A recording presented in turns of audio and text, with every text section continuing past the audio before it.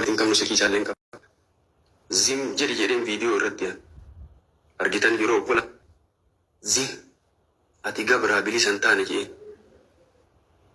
Nama kana mara keessa addunyaa kana mara keessa wanni nama tokko maqaa balleessullee hin jiru rabbiin na gaafata. Zim jedhi jedheen. Waan zim jedhi jedheef ammoo maqaa harargeen dubbanne achirratti kallattiidhaan zim jedhi murtii guutoo jedheen waa'ee harargeen dubbanne. Waan achirratti zim jedhi jedheef ammoo tiniin ibsee jira. Zim jedhii sanii duratti viidiyoo irratti bulii 22 nama wayiitu tiktookarri magaalaa roobee dhuftanii birrii 500 nyaattan suuraa keessanii fi maqaa keessan ol isinii maxxansaana eegaa jedheeni ture. Viidiyoo kee ilaala.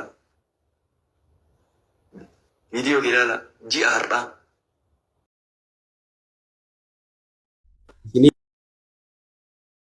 Sirriitti dubbachuu qabdan waan barbaadeef sirriitti. Kanaaf hundi keessan dhaggeeffadhaa sheer koppii linkii godha warri garas jirtanis warri garas jirtanis gurraan dhaggeeffadhaa koomantii biraa dhiisaa jiran. Ijoolleen hin dhageenye ijoolleen gara 27 qabaman guddichaaf taamiidha rabbi kenneefi magaalaa roobee keessa. Ijoolleen hin dhageenye dho'isan. Mucaa isaa tokko lama qofatu dhaga'ee abbaan na bira dhufan. Saamamnee nutti calliftaanaan jedhan. Maal taatan? Ijoollee isaan gaalama tokko kutaa 10 waliin baradhe mucaa. Maal taatan abbaa maal taatan akkana natti dhufanii qaallichi na dhufee magaazina kiyya mara laalanii nu abbaa kampaaniiti abbaa kookaa-kollaati siraaskaajiin kookaa-kollaa nuhi kinoo waraqaa kanallee ilaalaa jedhee natti mul'ise birrii ana isinii buusa mana qullaa kookaa-kollaa qaban isaan ana isinii buusa rakkoon qabu siraaskaajiin ana Finfinnee irraa bakka akkanaatii qaba boolee bakka akkanaatii qaba jedheeni. Hayyee miliyoona 2 wayii galchaadhe abbaa akkasii miti miliyoona 2 wayii hin galchu hayyee eega miliyoona 2 wayii hin galchiin qabdii jalaa 500 galchaadhe obboleessa kiyya ani nama moobaayilaan waa akkana godhu beekuu sanii miti ganama sa'a 4tti baankii dhaqee 500 sii galchaa'e wayituma san ganama sa'a 4tti 500 galchaniif eeganaallee dawwalee fe'amaa jira isinii miliyoona takkaaf wayii buusaa jedheen. Lakkee abboo ani miliyoona takkaa osoo meeshaayyuu bakkitee keen argin waan argin hin buusu Finfinnee dhufaa jedhanii hayyee Finfinnee koottaa dirijjiitii kiyya laaltanii jedhee Finfinnee yaabbatanii dhaqan. Boote inni ammoo jedheen kana wayita gaafatan ka maal achii qaba dirijjiitii maal achii qaba nama akkana acha barbaadiidha kun maal dirijjiitii maal asii qaba. Abbaan ka gubate galee mucaa ijoollee lamaanitti mee ijoollee lamaan na bira dhufan. Wayituma san akkaawuntii isaa wayita laallu tiraanisfer gatee jira. Tokko 300 irratti nigdi baankii irra qabsiifne. Teelee birrii 35,050 irratti qabsiifne. Awaash baankii irratti aggan.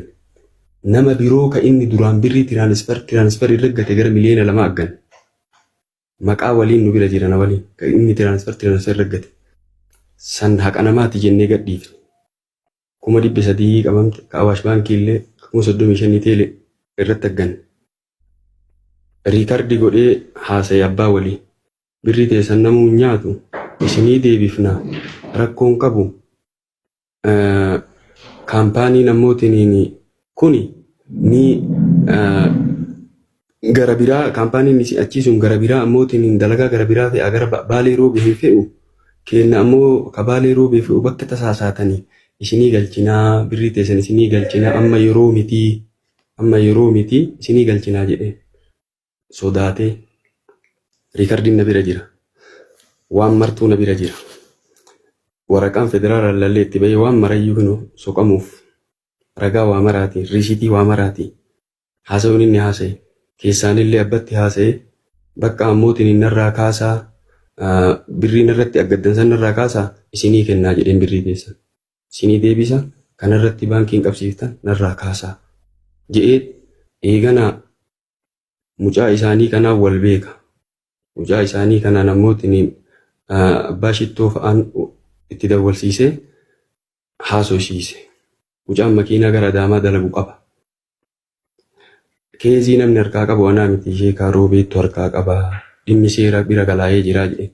Abboowwan kana jaarsummaan haaf hin dhubakka akkaawuntiin irraa kaasaa jaarsummaan haaf hin dhu jedheen. Ani jaarsummallee ittiin kenninaa jedheen natti dhiisaa jedheen. Ana keezii isaa harkaa qaba. Jaarsummallee dhiisaa jedheen. seeraan wal qabatee jira ammoo waan jaarsummallee barbaadu miti. Waan ammoo birriin nama qollofanii birriin nama bitanii miti. Waan kana seeraan wal qabsiisanii mana hidhaa innuun gala yoo inni hin galin ani haqumaan dubbadhu amma booda. Haqa takkaaf nan eegina. Dhugaa takkaaf nan eegina. Dhuguma takkaaf. Kana sun kana bichaa miti. Badii biraas qaba.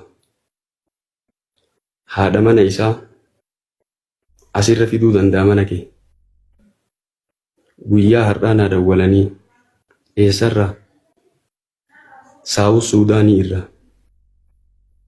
Saawus Suudaanii dhaqee mucayyoo Sumayyaa jedhamtu Ortodoksii irraa Islaama taate.